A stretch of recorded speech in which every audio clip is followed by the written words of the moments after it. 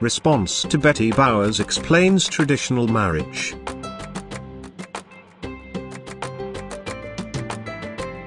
This is a response to the video, Betty Bowers explains traditional marriage to everyone else. There is a clear biblical explanation for all the apparent confusion shown in this video.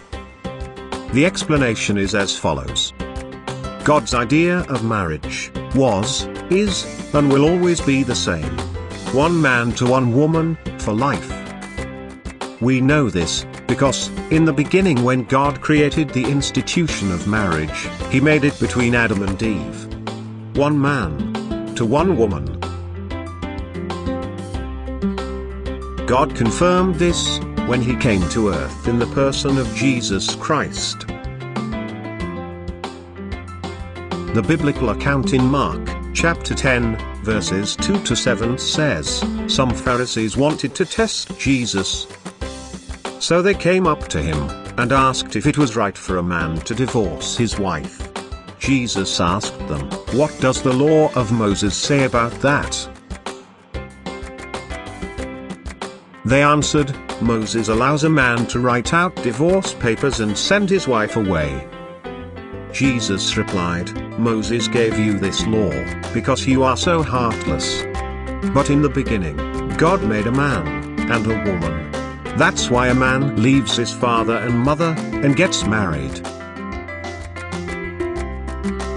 This passage deals specifically with divorce, but I am using it to show the underlying principle.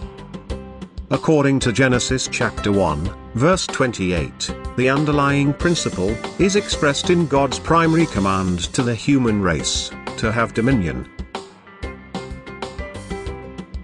When God originally gave man dominion, He gave him the right to choose his own quality of life. Obey God and experience the best life has to offer, or disobey God. Do your own thing, and experience the worst life possible.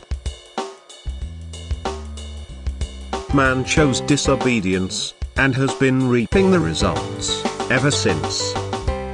In the account of Mark, chapter 10, Jesus is explaining that God's perfect will is marriage between one man and one woman, for life.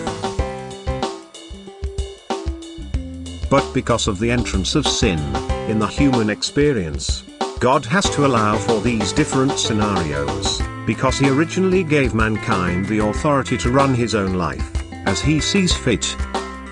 The different marriage scenarios in the Betty Bowers video are indeed factual, but even though something is recorded in Scripture, it doesn't mean that this is God's best for humanity. It means that this is what mankind decided to settle for, because of his own stubborn will and selfish desires. By divine decree, God gave mankind free choice. Therefore, He has to allow for when man decides to disobey Him, and do things his own way. Even when it is not the best God has to offer, and certainly not His original intent for mankind, He is duty-bound to allow it, because He will not break His own word. God's original intent for marriage is confirmed once again in 1 Timothy, chapter 3, verse 2, a minister then must be a man of irreproachable character, true to his one wife. Every contrary marriage scenario, outlined in the Betty Bowers video, is as a result of man's sinful lifestyle, and not of God's choosing. God's best for mankind is as it always was, and always will be, marriage of one man to one woman, for life. God, however, will work with whatever choices man makes for himself, because He has given to mankind the right to govern his own life, and will not violate this basic law.